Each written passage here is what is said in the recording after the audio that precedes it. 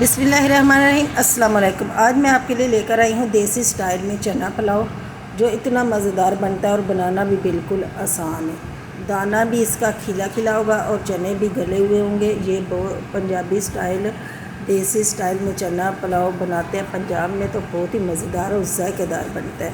तो चलो चलते हैं, तेल डालते हैं कढ़ाई में और उसमें एक अदद मीडियम साइज़ का प्याज शामिल करेंगे और प्याज को करेंगे आज हम ब्राउन, क्योंकि इसका हम रंग भी निकालेंगे, जैसा कि पंजाब में पहले ये देसी स्टाइल में चावल बनते थे।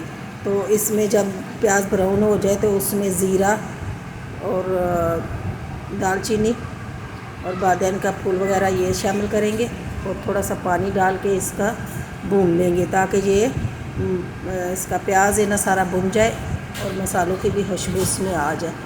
ये देखिए जी, प्याज हमारा भून चुका है। अब इसमें डाल देंगे टमाटर और टमाटरों को भी हम भून लेंगे।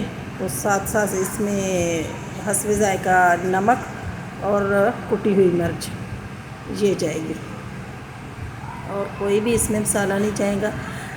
अब इसमें ये चने मैंने उबाले हुए थे और लहसुन मैंने चनों के अंदर ही डाल दिया था, और ये 2-3 हरी मिर्च ये डालेंगे और इसको इस तरीके से इसका मसाला भून लेंगे, चने को भी भून लेंगे। अब इसमें डाल देंगे पानी।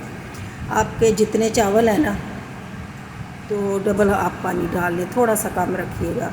चावल हमने पहले ही भिगो के रखे हुए हैं, अच्छे से धो के भिगो के रखे हुए हैं। साथ ही हमने ऊपर चावल रख दिए थे। ये पानी को जब उबाल आ जाए तो उसमें ये मैंने चावल डाल दिए।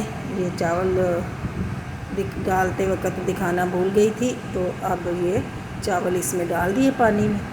पानी को उबाल आ गया था, तो अब ये देखें पानी भी खुश्क हो चुका है। अब आप इस पॉइंट पे या पहले आप पानी में नमक चख लीजिएगा, अगर आपको नमक कम लगे तो नमक आप और डाल लीजिएगा। अब लगाया है इसको दम। ये देखें जी, कितने खिले खिले चावल और इतना मज़ेदार पुलाव बन के तैयार हुआ है। तो बनाना भी बहुत ही आसान है और पसंद भी बच्चों बड़ों को सभी को बहुत पसंद आता है। साथ इसके आप रायता बना लें, सलाद बना लें या ऐसे ही खा लें, तो बहुत ही ज़ायकेदार मज़ेदार चना पुलाव बन के तैयार होता है।